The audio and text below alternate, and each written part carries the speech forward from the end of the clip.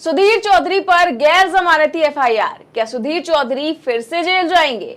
ये सवाल फिर से पूछा जा रहा है क्योंकि कर्नाटक की एक स्कीम के बारे में झूठ फैलाने पर सुधीर चौधरी पर गैर जमानती धाराओं में एफआईआर दर्ज हो गई है।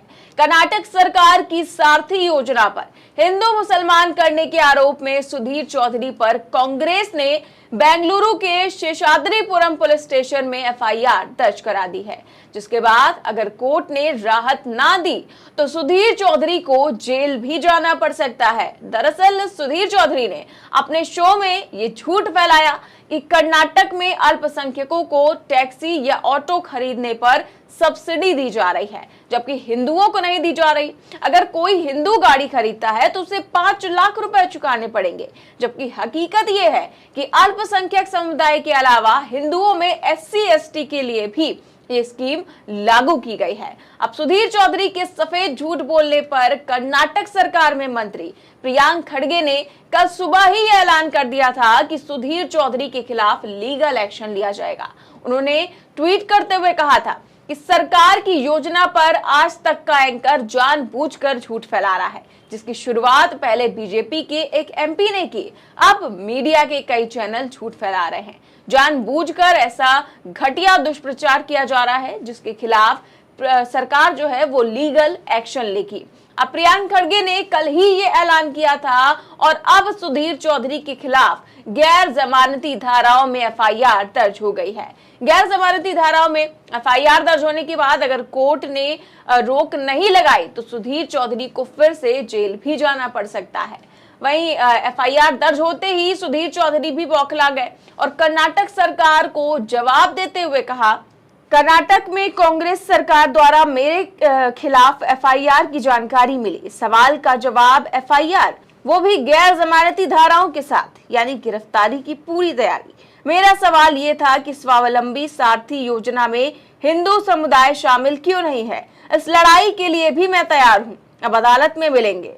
तो ट्वीट में जो है सुधीर चौधरी ने कह दिया कि मैं तो सवाल पूछ रहा था और सवाल का जवाब एफआईआर, जबकि वो सवाल नहीं था, सीधे सीधे आरोप लगाना था और मिस इन्फॉर्मेशन फैलाना था योजना को लेकर, जबकि ऐसा है ही नहीं। अब ट्वीट में तो सुधीर चौधरी बड़े बयान बहादुर बन रहे हैं, लेकिन उनकी इस बहादुरी की भी पोल खुल गई जब फैक्ट चेकर मोहम्मद जुबैर ने खुलासा किया कि सुधीर चौधरी ने जिस कार्यक्रम में कर्नाटक सरकार को जानबूझकर बदनाम किया, उसका वीडियो ट्विटर और यूट्यूब से डिलीट कर दिया गया। तो अगर इतने ही बहादुर हैं तो वीडियो डिलीट कर भाग क्यों रहे हैं? और एक तरफ तो कोर्ट में मिलने का दावा कर रहे हैं तो दूसरी तरफ वीडियो भी डिलीट कर रहे हैं। खैर, जब से सुधीर चौधरी के खिलाफ एफआईआर दर्ज हुई है तभी से लोग सुधीर चौधरी को तिहाड़ की याद दिलाने में लग गए हैं, क्योंकि सुधीर चौधरी को 100 करोड़ मांगने के चक्कर में पहले भी गिरफ्तार किया जा चुका है और तिहाड़ की हवा भी खा चुके हैं और अब एक बार फिर से एफआईआर दर्ज की गई है। इस पर लोग सोशल मीडिया पर खूब मजे ले रहे हैं। पत्रकार रणविजय सिंह ने ट्वीट करते हुए लिखा कि वरिष्ठ एंकर सुधीर चौधरी और आज तक के एडिटर पर एफआईआर दर्ज। कर्नाटक में आरोप है कि ये लोग साजिशन कर्नाटक की कांग्रेस सरकार के खिलाफ फेक न्यूज चला रहे थे, हिंदू मुसलमान कर रहे थे। कर्नाटक पुलिस सुधीर जी को कष्ट ना दे, उन्हें एसी वाली गाड़ी में ले जाए, गर्मी बहुत है, यही निवेदन है।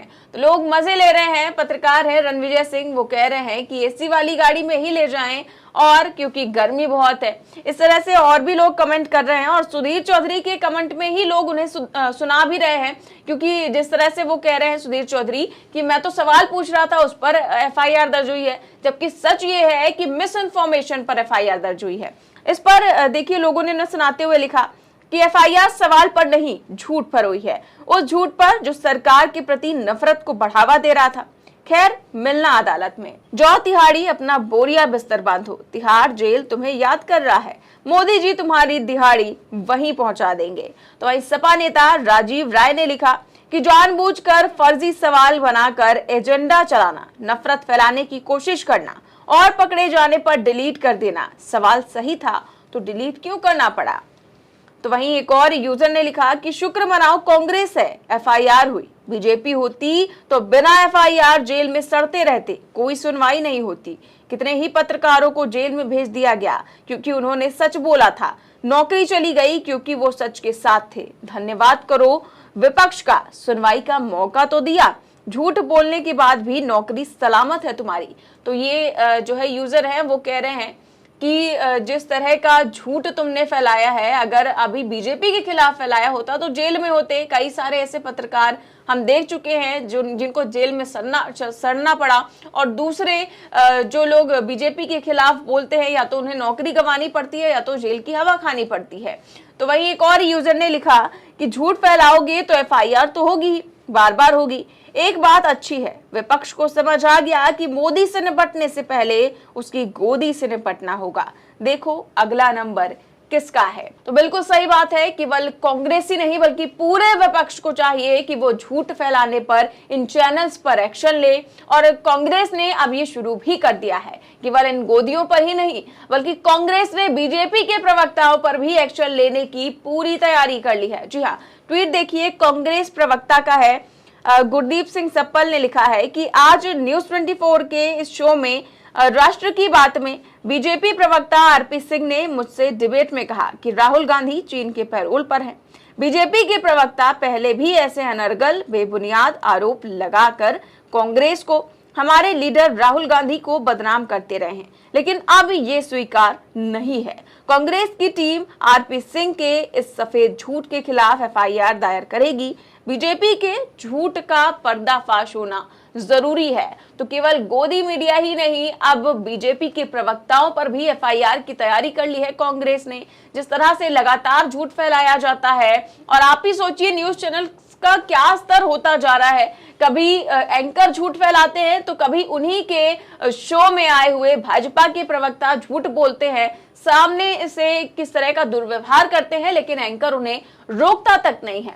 और यही कारण है कि अब इंडिया गठबंधन ने बड़ा फैसला लेते हुए बड़ी संख्या में गोदी एंकरों के बॉयकॉट की तैयारी कर ली है। ये खबर हम आपको पहले भी बता चुके हैं, और पिछले कुछ समय से देखा भी जा रहा है कि मीडिया पूरी तरह से सरकार का चारण बनकर रह गया है, जिसके निशाने पर केवल और केवल विपक्षी दल है। लेकिन अब विपक्षी दल इंडिया ने मीडिया चैनलों को लेकर मास्टर प्लान तैयार कर लिया है, और इस मास्टर प्लान के तहत कुछ नामों को डिसाइड किया गया है जिनके शो का अब बहिष्कार किया जाएगा।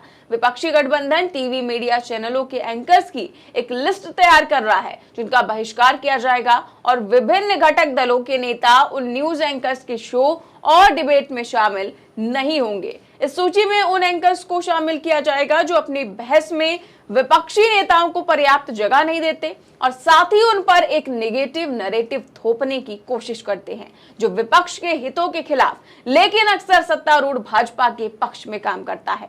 तो कांग्रेस ने अब तैयारी कर ली है पूरी कि वो अब इन गोदी मीडिया चैनल्स पर भी एक्शन लेगा और भाजपा की प्रवक्ताओं पर भी एक्शन लेगा।